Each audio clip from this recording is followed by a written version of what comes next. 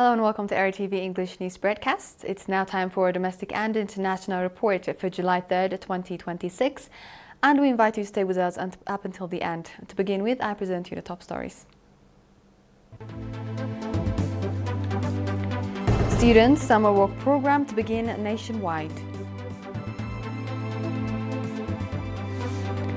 Halai Technical School graduates 44 students. In our international, China to expand green trade cooperation with Denmark.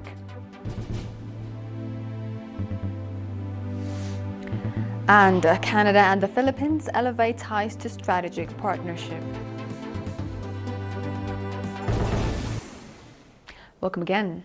In today's domestic news, Mr. Fetwiwalda Georgis, a director of the Students' Summer Work Program, indicated that the program is set to be conducted from 6 July to 15 August in 5 regions of the country. The program, which is being conducted for the 28th time, will involve over 30,000 students, 37% of them females, along with around 1,000 teachers, agricultural experts, bear producers and coordinators from 160 centers. Mr. Fetwi further indicated that 97% of the participants will engage in water and soil conservation and afforestation activities, while others will participate in environmental sanitation, documentation, traffic safety, renovation of dirt roads, as well as the construction of school compounds. Within the program, over 1.4 million tree seedlings will be planted, and activities including the construction and renovation of terraces and water catchment schemes will be implemented. Students in the cities of Asmara, Karan, Mandafara and Barantu will also participate in traffic safety programs.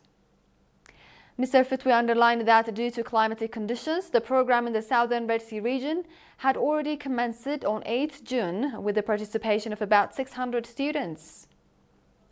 Since the commencement of the Students' Summer Work Program in 1994, encouraging activities have been conducted, including water and soil conservation and the planting of tree seedlings, among others.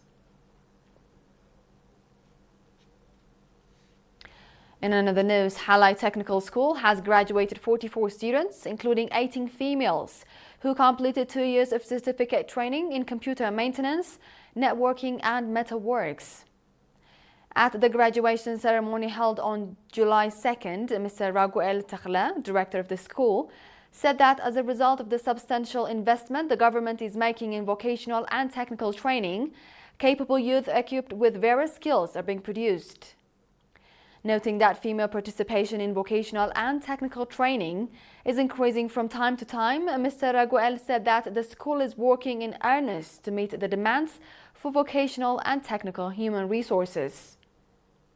Mr. Tesfai Siyum, Director General of Technical and Vocational Training at the Ministry of Education, indicating that efforts have been exerted to equip vocational schools with modern educational facilities, said that Halai Technical School has already benefited from the opportunity. Commending the commitment of the teachers and staff of the school, the representative of the graduates expressed conviction to play due part in the nation-building process with the knowledge they gained from the school.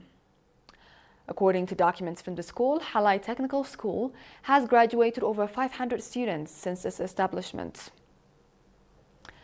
In another news, seminars aimed at eradicating harmful practices have been conducted in 13 administrative areas of Fort Osawa, Gashwarka region from 3 to 25 June. Indicating that strong efforts are being exerted to eradicate harmful practices in the sub-zone by 2030, Mr. Idris Mohammed, head of the Ministry of Labour and Social Welfare branch in the sub-zone, said that the seminars being conducted from time to time are part of the effort. Mr. Aragai Mebrahtu, acting administrator of the sub-zone on his part, expressed the readiness of the sub-zonal administration to work in collaboration with partners to strengthen participation in the effort to eradicate harmful practices, including female genital mutilation and underage marriages, which negatively affect the health of women. The participants of the seminar, noting the consequences of female genital mutilation and underage marriage on women, expressed readiness to strengthen their participation in the effort to eradicate them. This concludes our domestic news for this session. Dear viewers, do stay tuned, for we shall be back with the international news after a short break.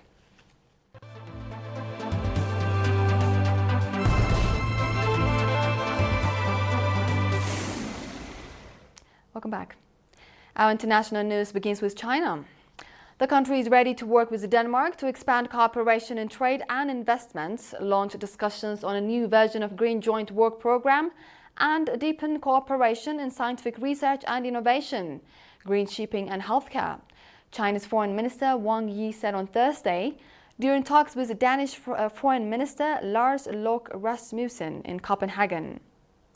Recalling the 75th anniversary of diplomatic ties celebrated last year, Chinese Foreign Minister Wang Yi voiced China's readiness to follow through on the important consensus reached by Chinese President Xi Jinping and Danish King Frederik X, maintain high-level exchange and strengthen dialogue and cooperation across various departments and fields.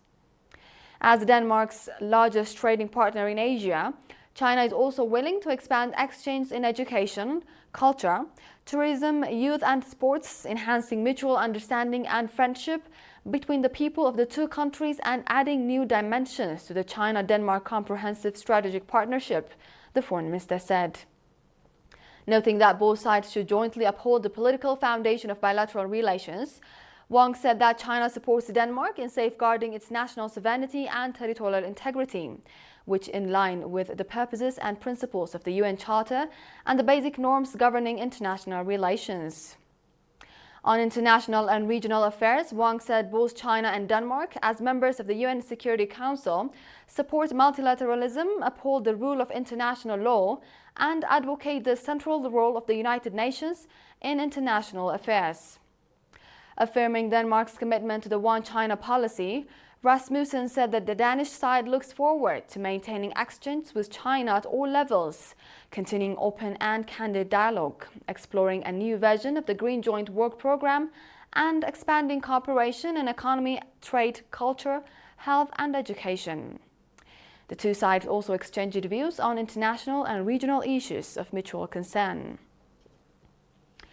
In another report, Canada and the Philippines agreed on Thursday, July 2nd, to elevate bilateral ties to a strategic partnership, deepening cooperation on defense, trade and regional security.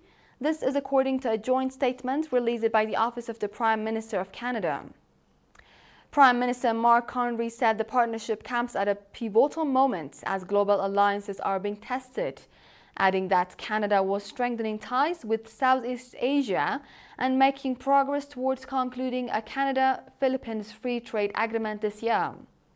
He said the deal could form the foundation of the new strategic partnership and help triple bilateral trade by 2035. Philippine President Ferdinand Marcos Jr. said the two countries had agreed to develop an action plan for the partnership, with defense and security cooperation as key pillars. He also welcomed Canada's growing engagement in the Indo-Pacific. With this, we conclude our domestic and international report for this session, dear viewers. Now the top stories once more. Student summer work program to begin nationwide.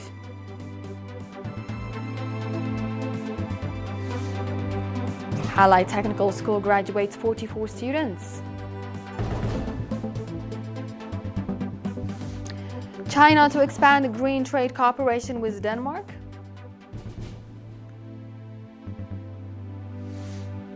And Canada and the Philippines elevate ties to strategic partnership.